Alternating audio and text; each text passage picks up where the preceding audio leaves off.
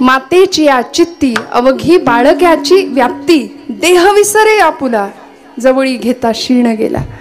आईचं सगळं विश्व बघा आपल्या लेकराभोवतीच फिरत राहतं, लेकराभोवतीच फिरवळी आई बघा ना किती लक्ष ठेवून असते आपल्या बाळावर.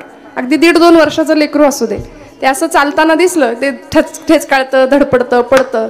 आमच्या जुन्या आज्या म्हणतात डोळ्यात तेल घालून लक्ष ठेवायला लागतं त्याच्यावर, आहे की नाही? इतकं लक्ष ठेवायला लागतं त्याला, कुठे ठेचकाळू नये, पडू नये, धडपडू नये. तसं तुकोबरायांनी प्रत्येक वेळी संतांना का पुढं केलंय? महाराज म्हणतात तशी आमची संत माऊली सुद्धा या भवचक्रामध्ये गटांगळे जर आम्ही खायला लागलो तर आम्हाला वाचवणारे, आम्हाला तारणारे तेच आहेत. भागली या मज वाहातील कणी, त्यांची गेली जोडे सर्व सुख, त्यांची गेली जोडे सर्व सुख, त्यांची गेली जोडे सर्व सुख. भागली या मज वाहातील कणी, त्यांची गेली जोडे सर्व सुख, त्यांची गेली जोडे सर्व सुख, त्यांची जोडे सर्व सुख. ही चाल घेतली की त्यांना सुद्धा श्रद्धांजली जाते की नाही आपोआप. वारकरी संप्रदायातला एक असं श्रीमंत एक वादळ निघून गेलं आपल्यातून. त्यामुळे अशा चाली घ्याव्या आणि त्यांना त्या निमित्ताने श्रद्धांजली. अर्थात तशी गाता येईल की नाही या जन्मात हे माहिती नाही, पण अमृतासारखं गोड कीर्तन. भागलिया मज वाहतील कडिये, त्यांची येणी जोडे सर्व सुख. संतांची व्यापकता आणि आईचं व्यापकपण एकत्र आणलं तुकोबांनी. मातेची या चित्ते बाळकाची व्याप्ती हे सांगत असताना आईला लेकराशिवाय दुसरं विश्वच नसतं. आपल्या सगळ्यांना माहिती आहे, माऊली म्हणते लळे याची या बालका किरीटी, गवसणी करुणी स्नेहाची दिठी, आणि खेळता पाठोपाठी माऊली धावे. ती त्याच्या मागे मागे मागे मागे धावत असते, तिचं वात्सल्य धावत असतं. किती प्रेम, किती अंतःकरणामधला जिवाळा. आणि हे त्या लेकराला तेव्हा नाही कळत, मोठं झाल्यावर तर अजिबातच नाही कळत. पण लेकरू सगळ्यात जास्त सुरक्षित कुठे असतं तर ते आपल्या आईच्या पदराआड असतं, आईच्या जवळ असतं. हिंदवी स्वराज्य संस्थापक छत्रपती शिवाजी महाराजांच्या आजूबाजूला मी एक धाडसी विधान नेहमी करते की आमच्या जिजाऊ आई साहेब नसत्या तर राजांचं घडणं झालंच नसतं. हे इतिहासाला मान्य करावं लागेल. कारण शिवाजी राजे कालपटावर आले ते फक्त जिजाऊ मातोश्रींमुळे, घडले ते फक्त जिजाऊ मातोश्रींमुळे. गर्भात असतानाच अशा मुठी वळल्या जायच्या राजांच्या, कारण डोहाळेच असे विलक्षण होते. तलवार घ्यायची, शत्रूला कापून टाकावं, घोड्यावर स्वार व्हावं, हे डोहाळे होते आईसाहेबांचे. आणि तिथे गर्भात मोठी आवळल्या जायच्या आणि त्या त्याला सांगायच्या शिवबा आता अशा तयारीने जन्माला ये की जळायचंय आपल्याला, जळण्याच्या तयारीने ये माझ्या राजा. कारण इथं सगळा अंधकार आहे, 350 वर्षाचा गुलामीचा अंधकार आहे. पण एखाद्या ज्योतीने ठरवलं ना जळायचं की मोठ्यात मोठ्या अंधाराचा सुद्धा पराभव करता येतो माझ्या राजा, जळण्याच्या तयारीने ये. मग गर्भात अशा मोठी आवळल्या जायच्या. शिवाई देवीची कृपा व्हावी, नाव ठेवावं शिवाजी. शिस्त वात्सल्य जी जिद्द यांचा त्रिवेणी संगम ते शिवाजी. त्यांना घडवणारी जी जाई, जी जिद्द, जाज्वल्य देशप्रेम आणि ईश्वर निष्ठा यांचा त्रिवेणी संगम त्या जिजाबाई. जी जाई तिथं जाईप्रमाणे सुगंध देई, असं मातृशक्तीचं सुंदर रूप आमच्या भारतीय इतिहासाला दिसलं जिजाऊ माऊलींच्या रूपामध्ये. आणि किती घडवावं, तासन तास टक लावून बघत बसावं, पुण्यात आणावं, बाळाने विचारावं. 5 वर्षाचे झाले, शिवबाराजे विचारलं आई कुठाय माझा वाडा, कुठाय माझा घोडा. आई म्हणते मोठी माणसं आयत्या घरात राहत नाहीत बाळा, ती घरं बांधतात आणि मग राहतात. इथं वाडा नाही, इथं घोडा नाही, सगळं बेचिराग झालंय. रायाराव नावाचा हिंदू सरदार गाढवाचा नांगर फिरवला होता पुण्याच्या भूमीवरनं. माणसं परागंदा होऊन देशोधडीला गेली होती, राखेचे डोंगर साचले होते. एक पहार ठोकली होती आमच्याच माणसांनी, मुरार जगदेव त्याचं नाव. एक पहार ठोकली, त्याच्यावर एक मानवी कवटी अडकवली, पुण्याच्या वेशीला चपलांचं तोरण टांगलं आणि सांगत होते जो कोणी इथं स्वराज्य निर्माण करण्याचा प्रयत्न करील त्याच्या घराची आम्ही अशी मसनवट करून टाकू. आमच्याच घरातल्या लेकी बाळींची अब्रू लुटताना डोळ्या देखत बघण्यापलीकडे दुसरा इलाज पर्याय उरला नव्हता, असा भीषण भयावह काळ. आणि तिथे 5 वर्षाच्या डोळ्यात ही आई स्वराज्याचं दिव्य स्वप्न बघत होती. सांगत होती बांधाल का वाडा, घ्याल का घोडा, कराल का सैन्य निर्माण. आणि 5 वर्षाचं लेकरू सांगत होतं हो आई, मासाहेब तुमचा आशीर्वाद असेल आणि भगवंताचा आशीर्वाद असेल तर हे राज्य होईल ही काळ्या दगडावरची रेष आहे. आणि पुढे काय झालं हे इतिहासाला ज्ञात आहे, आपण सगळे त्याचे साक्षीदार आहात. मला सांगा, तीच माता, काय असतं आईचं कठोरपण, म्हणजे कॉम्प्रोमाइज ज्याला आजच्या भाषेत मराठीत बोललं तर लवकर कळतं, कुठेच केली नाही. आपलं कसं असतं, आमच्या बाळाचा काही त्रास नाही, उठ म्हणलं की उठतो, बस म्हणलं की बसतं. अगदी ह्यांच्या वडिलांच्या वळणावर गेला. तुम्ही का हसलं आहे की नाही? आपल्या असं उठ म्हटलं की असं काही घरात आहे बरं का, आमच्याकडे नाही. आमच्याकडे बघू नका. विठ्ठल विठ्ठल विठ्ठल विठ्ठल. विनोदाचा भाग सोडून द्या, एक लोणच्या पुरता असावा बरं का, कीर्तनात विनोद फार नसावा असं मला वाटतं. त्यामुळे असा पराक्रमी बाळ घरामध्ये जन्माला यावा आणि ते बाळ ज्यावेळी मोठा मोठा मोठा होत होत सगळी विघ्न स्वराज्यावरची पचवली, दूर केली, स्वराज्य साकारलं आणि 6 जून 1674 साली 32 मण सोन्याचं सिंहासन रायगडावर सजलं. झुकल्या वाकल्या गर्विष्ठ माना या शिवमंदिरी. आणि त्यावेळी जिजामाऊलींचं वय 70 वर्षाचं होतं, 70-72च्या होत्या जिजामातोश्री आमच्या. पण इतकं डोळ्यात तेल घालून म्हणतात ना, आपल्या राजकारणाचा सगळा अनुभव त्या बाळाला दिला, त्याला मोठं केलं. आणि ते दिव्य स्वप्न स्वतःच्या डोळ्यांनी आऊसाहेबांनी पाहिलं बाळाला, आपल्या राजाला, अभिषिक्त राजा, गंगा सिंधू यमुना 7 नद्यांचं 7 समुद्रांचं जल राजाच्या डोक्यावर अभिषिक्त होताना पाहिलं. डोळे कृतार्थ झाले आणि बस म्हणाले, आता कृतार्थतेने जायला हरकत नाही, या जगाचा निरोप घेऊया. असं वाटावं बरं का मनापासून, कृतार्थ जीवन झाल्यानंतर. नाहीतर आमचं कसं असतं, आता नाही, आता नातू, ते नातवाचं सगळं झाल्याशिवाय तेवढ्यात नाही आपलं सगळं भागणार. मग तो नातू म्हणतो, अजून पण नातू इथंच, नातू झाल्यानंतर पण तू यावा अशी अपेक्षा असते. आसक्ती आहे ना जीवनाची. कृतार्थ क्षण कधी येईल आमच्या आयुष्यात की आता बस थांबावं, समाधान नावाची श्रीमंती. जिजामातोश्रींना ती श्रीमंती लाभली. आणि माता म्हणाल्या, आईसाहेब म्हणाल्या, आपल्या 6 जून 1674चा तो पवित्र दिवस, रायगडावरचा राज्याभिषेकाचा सोहळा, आपल्या आईचा आशीर्वाद घ्यायला राजे वाकले, आशीर्वाद दिला आणि असं खांद्याला असं हातांना धरलं आणि सांगितलं, राजे मी आजच्या दिवशी तुमच्याकडे एक मागू का? आई मागतीये कुणाला? लेकराला. मी आजच्या दिवशी तुम्हाला एक मागू का? छत्रपतींच्या डोळ्यांच्या कडा ओल्या झाल्या. म्हणाले, आईसाहेब बोला ना, असं का बोलता?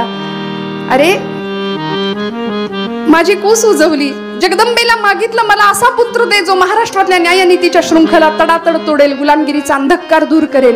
माझं ऐकलं आई जगदंबेने, तुझ्यासारखा सुपुत्र मला मिळाला. माझं एक म्हणणं मान्य कराल का? मला द्याल का या जन्मात? माझा पुनर्जन्मावर विश्वास आहे राजे. हे कोण म्हणतंय? आऊसाहेब जिजाऊ. माझा पुनर्जन्मावर विश्वास आहे. मला असं वाटतं की पुढचा जन्म सुद्धा तुमची आई होण्याचं भाग्य मला मिळू द्या. पुढच्या जन्मात सुद्धा तुम्ही माझ्या पोटी जन्माला याल का? हे प्रत्येक आईला वाटावं आणि प्रत्येक लेकराला वाटावं. असा संबंध या जगामध्ये असला पाहिजे. जन्मजात संबंध आहे तो नाळेचा, की तो तोडता म्हटलं तरी तुटू शकत नाही.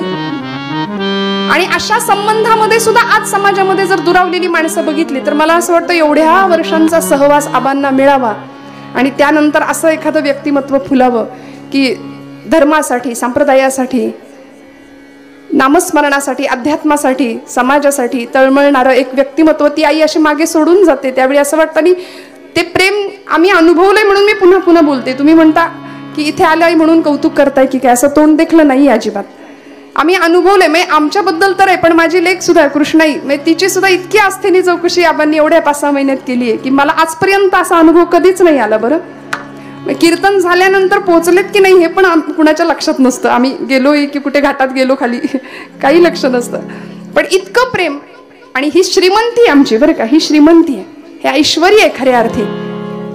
त्यामुळे असं प्रेम मिळायला सुशीलो मातृपुण्येन पितृपुण्येन चातुरहा उदारो वंशपुण्येन आत्मपुण्येन भाग्यवान. वंशाच्या पुण्याईनी उदारता आहे, पित्याच्या पुण्याईनी चतुरता आहे, चातुर्य आहे, आईच्या पुण्याईनी सुशीलता आहे आणि वंशाच्या पुण्याईनी माणूस उदारो वंशपुण्येन औदार्य हा गुण घेतो. बरं का, त्यामुळे हे सगळे गुण आमच्यामध्ये यायचे असतील तर आम्हाला खऱ्या अर्थी आई वडिलांच्या जवळ कुठेतरी बसलं पाहिजे सानिध्यामध्ये. बऱ्याचदा काय होतं आहे तोपर्यंत आम्ही बोलत नाही. मी इथे असलेल्या सगळ्या आमच्या तरुण मंडळींना, लेकरांना आणि आपण सर्व ज्येष्ठ आहात माझ्यापेक्षा वय, अनुभव, बुद्धीच्या सगळ्याच बाजूंनी, पण तुम्हाला सगळ्यांना दंडवत प्रणाम करून एक विनंती करते की कधीतरी आपल्या आईजवळ बसा. तो जो स्पर्श आहे ना आईला, खूप लहानपणी तिने आपल्याला घेतलंय जवळ, पान्हा पाजलाय, पण आता तो स्पर्शही तो विसरली ती. कधीतरी तिला जवळ घेऊया, कधीतरी तिला विचारूया तू कशी आहेस ग. अजून 5 वर्ष निश्चित जगेल जर काळ संपणार असेल तर. मला असं म्हणायचं की ते कितीतरी प्रेम आपण विसरतोय, आपण हरवतोय. आणि कधीतरी बोलताना आमची पोरं म्हणतात आमची आई अडाणी आहे, काही कळत नाही तिला, शिकली नाही, आमची आई अडाणी आहे. पण खरं सांगू, माझ्या तरुण बांधवांना माझं सांगणं आहे, आईला अडाणी कधीच म्हणू नका, कधीच म्हणू नका. मातेची आचित्ती बाळ अवघी बाळकाची व्याप्ती, दुसरा विचार नाही तुमच्याशिवाय तिने केला. स्वामी विवेकानंदांना एका विद्यार्थ्यांनी विचारलं होतं, स्वामीजी आईचे ऋण फेडता येत नाही, फेडता येत नाही असं का म्हणतो तो, काय अवघड आहे त्याच्यात, फेडूया म्हणे, मी फेडेल. स्वामीजी म्हणले ठीक आहे, ते नंतर बघ फेडायचं म्हणे, मी आधी एक सांगतो ते करशील का. स्वामीजींनी एक वीट दिली त्याच्याजवळ, 1 किलोची वीट. ती तुझ्या अंगावरचं उपरणं पंचाकाड म्हणले, त्याच्यात बांध पोटाला जरा ती वीट, आणि मी सांगतोय तोपर्यंत सोडू नकोस. ऐकताय ना महिला वर्ग, जागे आहात ना आपण सगळ्या. छान. स्वामीजींनी त्या लेकराला दिली ती वीट आणि त्याला सांगितलं पोटाला ती वीट बांध. 1 किलोची वीट 9 तास म्हणले सोडायची नाही, आता घरी जा सगळी कामं कर ती वीट बांधून. तो पोरगा घरी गेला, त्याला नीट चालता येईना, उठता येईना, बसता येईना, झोपता येईना, जेवता येईना, सगळीच पंचायत झाली हो, सगळीच पंचायत झाली. तो 3 तासातच स्वामीजींकडे माघारी आला, स्वामी विवेकानंदांकडे, आणि म्हणाला हे काय, मी तुम्हाला साधा प्रश्न विचारला होता की आईचे ऋण का फेडता येत नाहीत, तुम्ही मला एवढी मोठी शिक्षा भलतीच देऊन टाकली. स्वामीजी म्हणाले तुझ्या प्रश्नाचं उत्तर तुला मिळालंय बाळा, मी फक्त 1 किलोचं वजन तुझ्याकडे दिलं तर तुझे एवढा तुला त्रास झाला, एवढा क्षीण झाला. मला सांग, याच्या तिप्पट ओझं 9 महिने 9 दिवस ती पोटात वाहते आणि मग तुला जन्माला देते. पोटी भार साहे त्याचे सर्वस्वही साहे, पोटी भार वाहे त्याचे सर्वस्वही साहे. इतकं म्हणजे किती दान करावं आईने आपल्याला, सगळं जीवन वाहिलंय, सगळं जीवन. त्यामुळे लेकुराचे हित वाहे माऊलीचे चित्त. आमच्या मराठी साहित्यातले एक सुंदर कवी माधव जुलियन, फार सुंदर कविता आहे.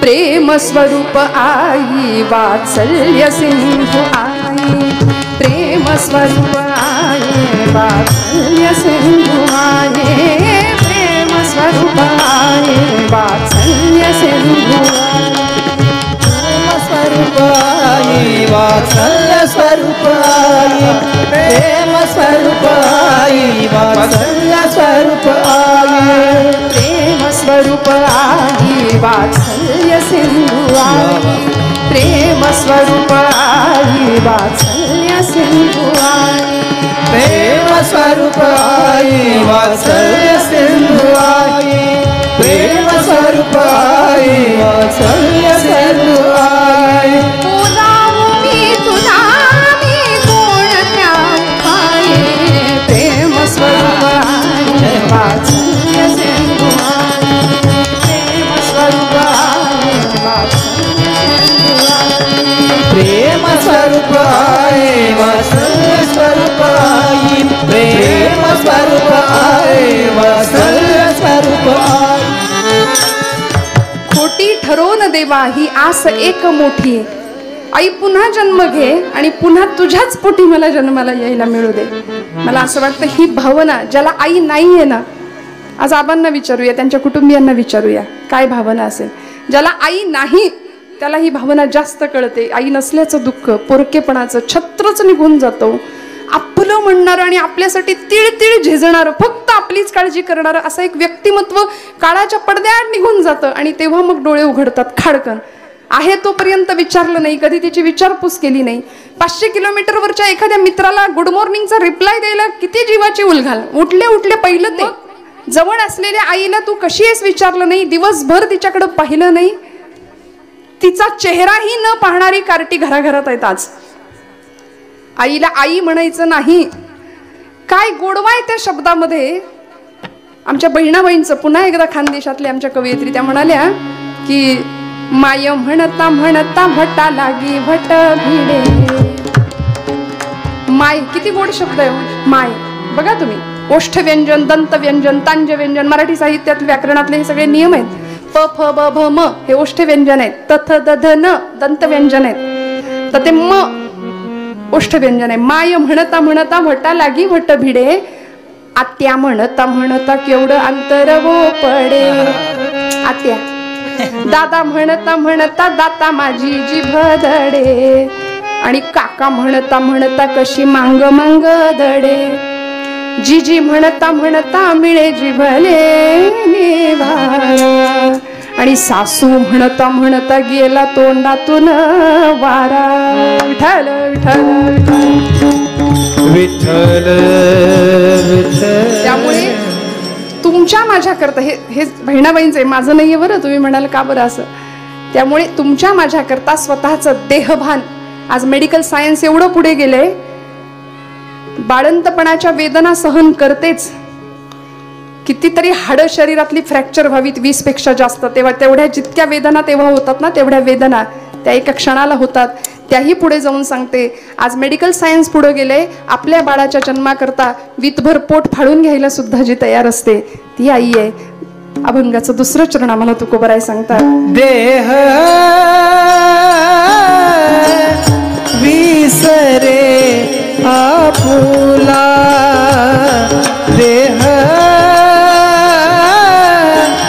विसरे आपुला,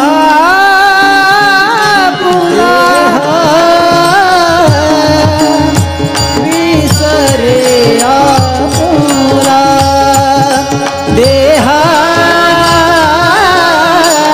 विसरे आपुला, देह विसरे आपुला, देह विसरे आपुला, देह विसरे आपुला, देह विसरे आपुला.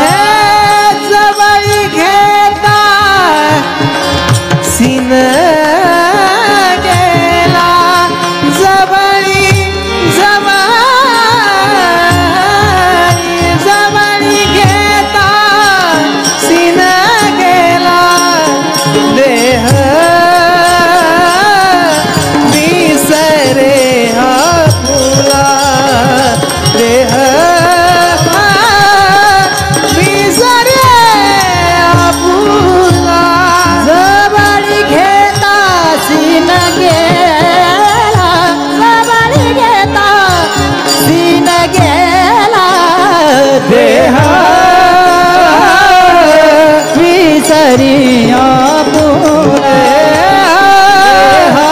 देह विसरी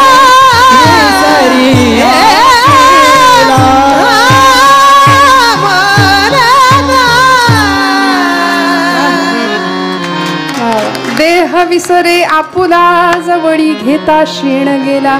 प्राणांतिक यातनांमधून त्या सहन करून त्या बाळाचं फक्त तोंड बघितलं की सगळा क्षीण विसरून जाते. तुकोबा काय उदाहरणं देतात बघा, व्यवहारातली उदाहरणं आहेत, पण संतत्वाचा दर्जा मातेला देणारं उदाहरण आहे. आणि म्हणून संतांचं महात्म्य सांगताना सगळ्याच संतांना पुन्हा पुन्हा आईचाच गौरव करावासा का वाटतो. हे झालं संतांच्या बाबतीत, महापुरुषांच्या बाबतीत. भारताचं संविधान ज्यांनी लिहिलं असे भारतीय राज्यघटनेचे शिल्पकार डॉक्टर बाबासाहेब आंबेडकर, ते घडले. मी म्हटलं ना तुम्हाला, एक वाक्य मी मगाशी बोलून गेले, सगळे लोकोत्तर महापुरुष घडले, त्यांच्यामुळे त्यांच्या माता सुद्धा प्रसिद्धीला आल्या. मग याचा अर्थ आमच्या हौसाबाई पंढरीनाथ खळदकर आजी, त्यांचा त्याग कमी आहे अशातला भाग नाही बरं. काडीला काडी प्रपंच जोडून रक्ताचं पाणी करावं आणि मग आपल्या संसाराचा मळा फुलवावा, उत्तम संतती निर्माण करावी, उत्तम संस्कारांचं दान त्याला द्यावं, हे प्रत्येक मातेचं कर्तव्य आहे. मी आंबेडकरांचं नाव याकरता घेतलं की आम्ही फार तक्रारी करतो, किती प्रतिकूलतेतनं मोठं केलं. मला असं वाटतं आजींनी सुद्धा या संततीला किंवा या सगळ्या मुलाबाळांना अत्यंत प्रतिकूलतेनं मोठं केलंय. हे मी सांगायला नको, ही सगळी मंडळी आपल्याला सांगतील. पण या प्रतिकूलतेतून आपण काय करतो, तक्रार तेवढी करतो आयुष्याची. एक जण मला भेटले, म्हणाले ताई मी पण विद्वान झालो असतो म्हणले, पण आमच्याकडे टेबल लॅम्पच नव्हता अभ्यास करायला. एकाने दिला माझ्या लग्नात टेबल लॅम्प, पण टेबलच नव्हता. बरं टेबल लॅम्प मिळाला, टेबल मिळाला, पण लाईटच नसायची आमच्याकडे, नाही तर मी विद्वान झालो असतो. कारण भरपूर आहे तो आमच्याकडे. तक्रारीला इतके तक्रारी. जी माता तुमच्या माझ्या करता व्रतवैकल्य करते, उपास तपास करते, किती उपास करावे हे जुन्या मातांनाच जमायचं बरं का, आताच्या नाही. आई ही आईच असते असं नाही मी म्हणणार की जीन्स घालणारी आई आज धकाधकीच्या आयुष्यामुळे तिचं वात्सल्य कमी झालंय का, तर नाही, ती आईच आहे. पाळण्या घरात पोराला ठेवताना काळजाला पीळ पडतोच, मी त्याचं समर्थन करते असंही समजू नका अजिबात. पण ती आई आठवून बघा की जी चुलीवर छान भाकरी भाजायची, आणि आपण सगळ्यांनी तो अनुभव घेतलाय. That is our pizza and burger. आज एवढी म्हातारपणी तोंडाची चव जरी निघून गेली असली तरी सुद्धा ती चव किंवा ती आठवण मरेपर्यंत विसरणार नाही आपण, मरेपर्यंत नाही. बाबासाहेबांना घडवण्यामध्ये आमच्या रमाई मातेचा किती सुंदर हिस्सा होता.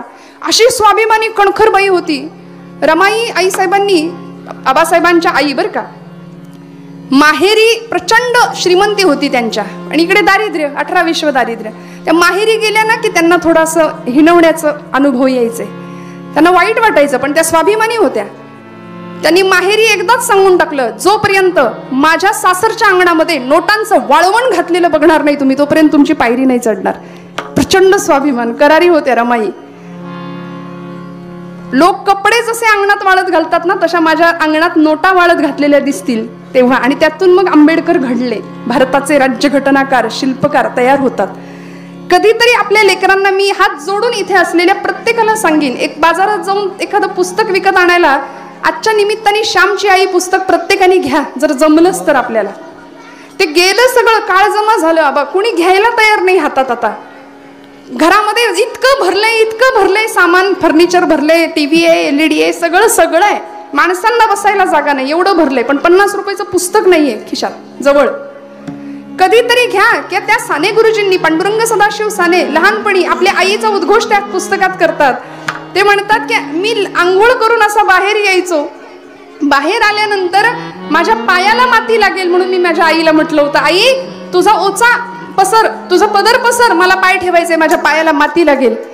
तेव्हा ती माऊली सांगते, आई सांगते की श्याम, अरे बाळा, पायाला घाण लागू नये म्हणून जेवढा जपतोस ना, तेवढी मनाला घाण लागू नये म्हणून जप हो. मला असं वाटतं आयुष्यातलं सगळ्यात मोठं हे दान आईने दिलं. इथं बसलेल्या प्रत्येकाच्या व्यक्तिमत्वामध्ये आईचं प्रतिबिंब आहे. तुम्ही माना नाही तर नका मानू, आईचे गुण आहेत, आईचं प्रतिबिंब आहे. त्यामुळे अंतःकरणाची शुद्धता, माझं वाक्य खूप लक्ष देऊ नये का, मनाची नीतिमत्ता, आपलं अंतःकरण शुद्ध असेल, नीतिमत्ता आपली साफ असेल, तर माझ्यावर विश्वास ठेवा, परमेश्वर काटा सुद्धा टोचू न देण्याची जबाबदारी घेतो. नाहीतर मग याचा काटा काढ, त्याचा काटा काढ, हीच जर आपली वृत्ती असेल, याची अडवा त्याची है की नाही. म्हणून तर ते होतं पाणी अडवा पाणी जिरवा, त्याच्यातनं आम्ही ते घेतलं. जरा कुठे बांधाचं, जरा इकडे तिकडे झाले की एकमेकांचे खून पाडणारी मुलं आज आपण पाहतोय, सख्या भावाचा खून करणारी पोरं आज आपण पाहतोय. मग कुठेतरी संस्कारांची कमतरता आहे का. 350 वर्षापूर्वी अशी एक आई महाराष्ट्राच्या इतिहासाने पाहिली की गडाचे सगळे दरवाजे बंद झालेले असताना पाळण्यात रडणाऱ्या पोराचा टाहो ऐकला आणि गड उतरून खाली आली. राजांना नाव द्यावं लागलं हिरकणी बुरुज. 350 वर्षापूर्वीचा इतिहास. त्यामुळे अशी माता असे सुपुत्र घडवते. स्वामी विवेकानंदांचा मी उल्लेख केला. स्वामीजी ज्या दिवशी त्रिखंडाची कीर्ती गाजवून आले, शिकागोची धर्मपरिषद पूर्ण करून आले, सगळीकडे जागतिक कीर्तीचा महात्मा झाले होते बरं का, प्रचंड हिरो असं व्यक्तिमत्व. आणि आले भगव्या कपड्यातला तो संन्यासी. कलकत्ता शहरामध्ये त्यांची मिरवणूक काढली होती स्वामीजींची हत्तीवरनं. कुणीतरी सांगितलं, नरेंद्रा, भुवनेश्वरी माता आईचं नाव होतं, आई तुझी वाट बघतीये कुठे, तुळशी वृंदावनाजवळ, जा बर का, तिला पहिल्यांदा भेट. आणि आईचं नाव ऐकलं, ते हत्तीवरनं उतरले, म्हणाले, धावत गेले पायी आणि आईला भेटायला. आई तुळशी वृंदावनाजवळ. जागतिक कीर्तीचा महात्मा होता. 11 सप्टेंबर 1893चा तो इतिहासाचा दिवस, शिकागोची धर्मपरिषद, जिथं माझ्या अमेरिकेतल्या बंधू आणि भगिनींनो असं म्हणून इतिहास घडवला होता स्वामीजींनी. धावत गेले आणि भुवनेश्वरी देवींचा पदर असा घेतला आणि डोक्यावर ठेवला. आणि काय म्हणाले आईला माहितीये, आई बाकी सगळं सोड म्हणाले, पण मी आज त्रिखंडाचा स्वामी झालो, मी आज त्रिखंडाचा स्वामी झालो, कारण मी तुझ्या पदराखाली आहे, तुझ्या पदराचं छत्र माझ्यावरती आहे. आणि ते छत्र निघून गेल्यानंतर मग काय अवस्था होते हे ज्याचं त्यांनी अनुभवावं. श्रोते हो, पश्चाताप करण्याची वेळ आपल्यावर येऊ नये यार, ती आहे तोपर्यंत तिला व्यवस्थित न्याय देऊया. कारण अडाणी आहे म्हणताना तिच्या रूपाने अनुभवांचं अख्खं विद्यापीठ तुमच्या माझ्या घरात वावरत असतं. अख्खं अनुभवाचं विद्यापीठ आहे. त्यामुळे आम्ही घडतो वाढतो सगळ्या पद्धतीने. बरं ते करत असताना किती प्रेमाने हो, किती प्रेमाने करावं. आई आपल्या लेकराला दूध भाताचा घास जसा भरवते ना, म्हणजे तेच उदाहरण तुकोबांना का द्यावं वाटलं, कारण संत सुद्धा दूध भाताचा घास जसा भरवावा तसं आम्हाला भक्तीचं ज्ञान शिकवतायत. हे दावी प्रेम भाते, दावी प्रेम भाते, दावी प्रेम भाते, दावी प्रेम भाते, दावी प्रेम भाते, दावी प्रेम भाते, दावी प्रेम भाते, दावी प्रेम भाते. आणि अंगावरी चढते, आणि अंगावरी चढते, आणि अंगावरी चढते, आणि अंगावरी चढते, हे आणि अंगावरी चढते, आणि अंगावरी चढते, आणि अंगावरी चढते, आणि अंगावरी चढते. विसरे आपुला देह, विसरे आपुला देह, विसरे आपुला देह, विसरे आपुला आपुला आपुला होते आणि अंगावरी चढते. लहान बाळाला दुधाचा भाताचा घास खाऊ घालावा, आणि ते बाळ धावत धावत आईच्या अंगावर जावं, कडकडून मिठी मारावी, जवळ घ्यावं, स्तन्य पाजावं. किती प्रेम, किती प्रेम. तसं संत सुद्धा आम्हाला प्रेमाने जवळ करतात बरं का. आई लेकराला दूध भात घालते तितक्या प्रेमाने, तितक्या मायेने भक्तीचं ज्ञान सोपं करून शिकवतात. हरिमुखे म्हणा, हरिमुखे म्हणा, काही अवघड नाही सांगितलं. ठाईचं बैसोनी करा एक चित्त, आवडी अनंत आळवावा. फार कुठे जंगलात तपस्या करा, वनात जा असं सांगितलं का? आई जसं सोपं करून सांगते तसं सांगितलंय. मग या न्यायाने जी आई आपल्या देहाचा विसर पडतो तिला आपल्या लेकरासाठी, लेकराच्या कल्याणाकरता उपास तापास व्रतवैकल्य करावीत. आम्ही महाशिवरात्र जर धरली तर महाशिवरात्रीच्या आधी महिनाभर ठरतो त्या दिवशी काय काय खायचं. आमचा मेनू एरवी नसतो एवढा, उपासाचे 108 पदार्थ एवढं ताट भरलेलं असतं त्या दिवशी. म्हणजे त्या शिवाला सुद्धा त्या रात्रीचं भय वाटावं की काय, त्याला असं वाटावं बापरे बाप, ही मानव जमात आजच्या दिवशी सगळंच अन्न पृथ्वी तलावरचं गिळंकृत करेल की काय, असा आमचा उपास असतो. पण आईचा त्याग, आईचं समर्पण, देहाचंही समर्पण आहे. देह विसरे आपुला, जवळी घेता क्षीण गेला, दावी प्रेम भाते आणि अंगावरी चढते. बाळाचं आणि आईचं जसं नातं आहे ना, तसं संतांचं आणि आपलं नातं असावं ही तुकोबरायांची अपेक्षा आहे. ती अपेक्षा कशी होईल? नमन करूया, मस्त भजन करूया आणि त्यासाठी एक दृष्टांत सांगून मग समारोपाकडे जाऊया. एकदा मस्त संतांना जे आवडतं, परमेश्वराला जे आवडतं आणि ज्यांनी आपल्या जीवनाचं कल्याण होईल असं नाम, अमृतापेक्षाही गोड असलेलं नाम घेऊया आणि मग पुढच्या भागाकडे जाऊ. विठोबा रखुमाई.